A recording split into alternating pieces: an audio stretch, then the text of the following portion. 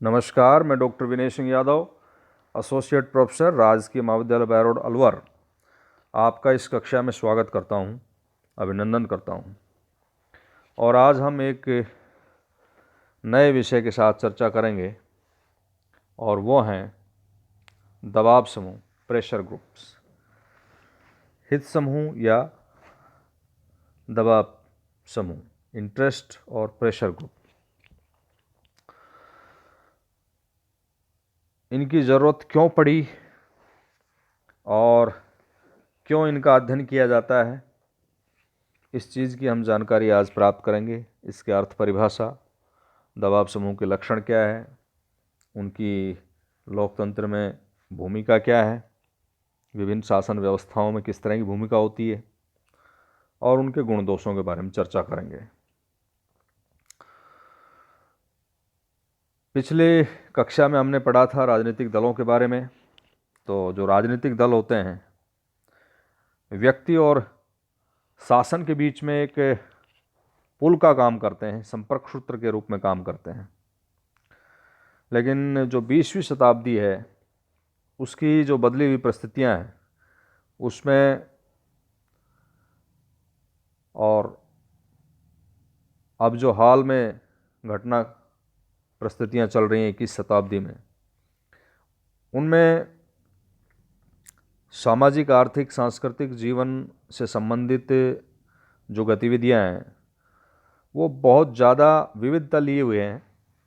ऐसे में राजनीतिक दलों के लिए ये संभव नहीं है कि वो विविध हितों का समुचित प्रतिनिधित्व कर सकें। इसलिए राजनीतिक व्यवस्था में जो ये विविध हित हैं और बहुत सारी गतिविधियां हैं, उनका उचित प्रतिनिधित्व करने के उद्देश्य से दबाव समूहों का, हित समूहों का उदय और विकास हुआ। 1908 में आर्थर बेंटले ने एक पुस्तक लिखी, द प्रोसेस ऑफ गवर्नमेंट, और उसमें उन्होंने जो अनौपचारिक प्रक्रियाएं हैं, जैसे चुनाव है, मतदान आचरण है, दबाव गुट हैं, मजदूर आंदोलन है, इत्यादि पर अत्यधिक जोर दिया। और जो औपचारिक जो संस्थाएं हैं, जैसे सरकार के जो औपचारिक अंग हैं, विधानमंडल, कार्यपालिका और न्यायपालिका, इन पर कम जोर दिया। प्रथम महायुद्ध के बाद जो पॉलिटिकल थिंकर हैं, उनका ध्यान हित समूहों की ओर विशेष रूप से आकृष्ट हुआ। और इसका कारण ये था कि ये समूह सरकार की नीतियों के निर्धारण में एक स्पेशल भूमिका निभा रहे थे।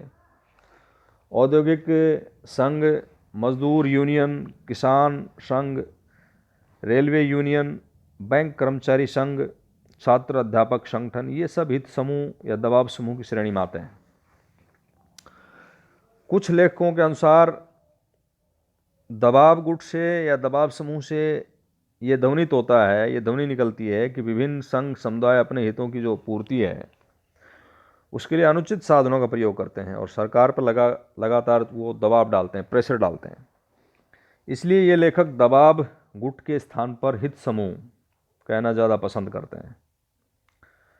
ऐसी फाइनर एक विचारक हुए हैं, वो दबाव गुटों के लिए लॉबी शब्द का प्रयोग करते हैं। लॉबी का अर्थ है संसद, विधानमंडल का प्रकोष्ठ अथवा वो गलियारा जहाँ राजनेता अनेक विषयों पर चर्चा और गपशप करते हैं। वहाँ ये हित समूहों से जुड़े हुए लोग भी आ जाते हैं और वो संसद सदस्यों से अपनी दलीलें दे करके प्रभावित करने की कोशिश करते हैं, उन्हें प्रलोभन देते हैं और उन पर इस तरह का दबाव बनाते हैं कि ऐसा कोई कानून न बने जो उनके हितों के प्रतिकूल हो। इसलिए हित समूह, दबाव गुटों या लॉबी के सभी शब्द जो हैं समानार्थक बन चुके हैं। अब इन दबाव समूहों को अलग अलग विद्वानों ने अपने तरीके से परिभाषित किया है, जिसमें एक विद्वान है एच जिगलर। उनके शब्दों को हम उद्धृत कर सकते हैं। वो कहते हैं कि दबाव गुट उस संगठित समूह को कहते हैं जो अपने सदस्यों को सरकारी जगहों पर बैठाने की बजाय सरकारी निर्णयों को प्रभावित करने की कोशिश करते हैं। पीटर ओडिगार्ड नाम के एक और विचारक हैं, वो कहते हैं कि दबाव गुट ऐसे व्यक्तियों का औपचारिक संगठन है जिससे एक या एक से अधिक उद्देश्य या हित हों और जो विभिन्न घटनाओं को इसलिए प्रभावित करने की कोशिश करें ताकि उनके हितों की रक्षा और उन्नति हो सके। माइनर विनर ने भी लिखा है कि दबाव गुटों से या हित समूहों से हमारा तात्पर्य शासन के ढांचे के बाहर स्वैच्छिक रूप से संगठित ऐसे समूहों से होता है जो प्रशासनिक अधिकारियों की नामजदगी और नियुक्ति, विधि निर्माण और सार्वजनिक नीति के क्रियान्वयन को प्रभावित करने के लिए प्रयत्नशील होते हैं। तो इन परिभाषाओं से एक चीज़ ये निकल कर आती है कि ये जो दबाव समूह होते हैं या ये जो हित समूह होते हैं वो सार्वजनिक नीति को प्रभावित करने के उद्देश्य से निर्मित गैर सरकारी संगठन होते हैं, गैर सरकारी समूह होते हैं।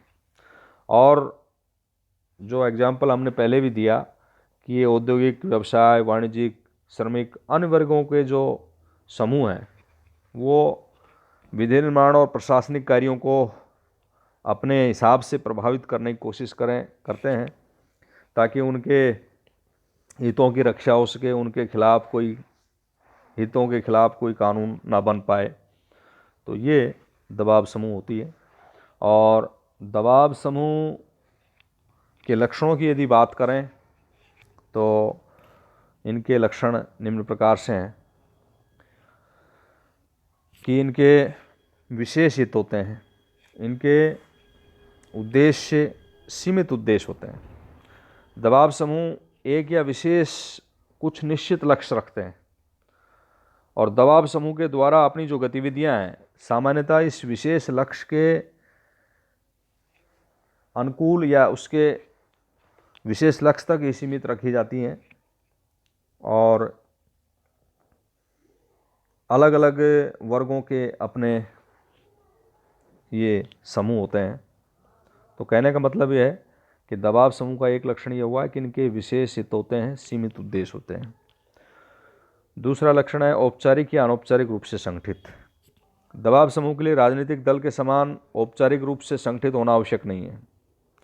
ये अर्ध औपचारिक रूप से भी संगठित हो सकते हैं या पूर्णतः औपचारिक संगठन भी हो सकते हैं, जिन्हें सामान्य व्यक्ति असंगठित कहते हैं। उदाहरण के लिए भारत में जो वर्तमान राजनीति है उसमें अखिल भारतीय ट्रेड यूनियन कांग्रेस एक औपचारिक रूप से संगठित दबाव समूह है।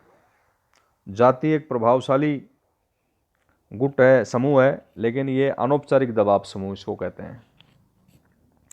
सीमित और परस्पर व्यापी सदस्यता। दबाव समूह का सामान्यतः कुछ खास जो वर्गीय हित होते हैं उनसे उनका संबंध होता है और स्वाभाविक रूप से इनकी सदस्यता सीमित होती है। अखिल भारतीय ट्रेड यूनियन कांग्रेस की सदस्यता मात्र श्रमिक वर्ग के लिए होती है। वाणिज्य मंडल की सदस्यता मात्र वाणिज्य से जुड़े हुए लोग, व्यापारी वर्ग को ही इसकी सदस्यता प्राप्त होती है। तो इस लिहाज से तो ये सीमित है। दूसरा, दबाव समूह की सदस्यता परस्पर व्यापी भी होती है। व्यापी का मतलब कि एक व्यक्ति एक ही समय पर कई दबाव समूह गुटों का मेंबर हो सकता है, सदस्य हो सकता है। जैसे उदाहरण के लिए एक व्यक्ति जातिगत समूहों का, उपभोक्ता समूहों का, मोहल्ला संघ का, शिक्षक संघ का या श्रमिक संघ का सदस्य हो सकता है। राजनीति और प्रशासन में इनकी जो है अप्रत्यक्ष या परोक्ष भूमिका होती है। यही खास अंतर होता है राजनीतिक दल और दबाव समूह में अंतर करने का भी। दबाव समूह का शासन पर अधिकार स्थापित करने का कोई लक्ष्य नहीं होता है जैसा कि राजनीतिक दलों का होता है। इसलिए वो राजनीति और प्रशासन में प्रत्यक्ष भूमिका नहीं निभाते और इसी आधार पर कई बार ये समूह अपने आप को गैर राजनीतिक, गैर सरकारी संगठन कहते हैं। ये पर्दे के पीछे रह करके राजनीति और राजनीतिक निर्णयों और प्रशासनिक कार्यों को प्रभावित करने की चेष्टा करते हैं। ये जो दबाव समूह होते हैं ये चुनाव नहीं लड़ते और न ही चुनाव में औपचारिक रूप से उम्मीदवार खड़े करते हैं। ये विधायक भी नहीं बनना चाहते, लेकिन विधायकों के मतों को प्रभावित करते हैं। शासन के बाहर रहकर प्रशासनिक और राजनीतिक निर्णयों को प्रभावित करने की कोशिश करते हैं और अपने हितों की रक्षा के लिए कभी तो ये उनके द्वारा जो निश्चित राजनीतिक वफादारी है और कभी अस्थिर राजनीतिक वफादारी का ये आश्रय लेते हैं। तो कहने का मतलब ये है कि ये राजनीति और प्रशासन में प्रत्यक्ष की बजाय अप्रत्यक्ष यानी परोक्ष भूमिका निभाते हैं। सर्वव्यापक प्रकृति। दबाव समूह सभी प्रकार की राजनीतिक व्यवस्थाओं में पाए जाते हैं। यहाँ तक कि जो विभिन्न प्रकार की व्यवस्था सर्वसत्ताधारी या सर्वाधिकारवादी स्वेच्छाचारी जो राजनीतिक व्यवस्था होती हैं उनमें भी दबाव समूह होते हैं। इनकी सर्वव्यापकता इसी अंदाज में होती है कि सभी शासन व्यवस्थाओं में पाए जाते हैं, लेकिन हो सकता है इनकी प्रकृति और कार्य का जो तरीका है अलग अलग शासन व्यवस्थाओं में अलग अलग तरीके से देखने को मिलता है। जैसे सर्वाधिकारवादी जो राज्य हैं उनमें दबाव समूह की जो गतिविधियां होती हैं बहुत सीमित और गुप्त रूप से होती हैं, लेकिन लोकतांत्रिक जो व्यवस्था होती हैं उनमें दबाव समूह खुले रूप में कार्य करते हैं और उनकी गतिविधियों का क्षेत्र व्यापक होता है। इसमें दबाव समूह के जो तौर तरीके होते हैं उसमें प्रथम तो ये दबाव जो समूह हैं उनका ये प्रयत्न रहता होता है कि जो मंत्री हैं, सरकारी अधिकारी हैं, उनसे अपना संपर्क स्थापित करें। वे संसद सदस्यों से संपर्क स्थापित करने की कोशिश करते हैं और इसके लिए वो चतुर जो वकील हैं, एजेंट हैं, उनकी सेवाएं भी लेते हैं और संबंधित जो अधिकारी हैं उनको पत्र लिखते हैं और उन्हें अपनी याचिकाएं देते हैं। दूसरा तरीका है कि ये प्रचार के साधनों के द्वारा भी जनमत को प्रभावित करने की कोशिश करते हैं। और तीसरा, दबाव गुट और राजनीतिक दलों के बीच में गहरा संबंध देखने को मिलता है।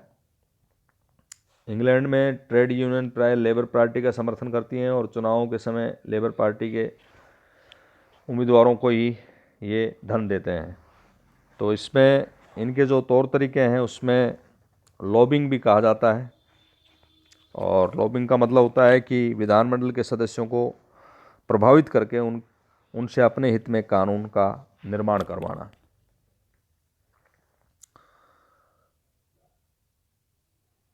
संयुक्त राज्य अमेरिका में इसका महत्व ज़्यादा है।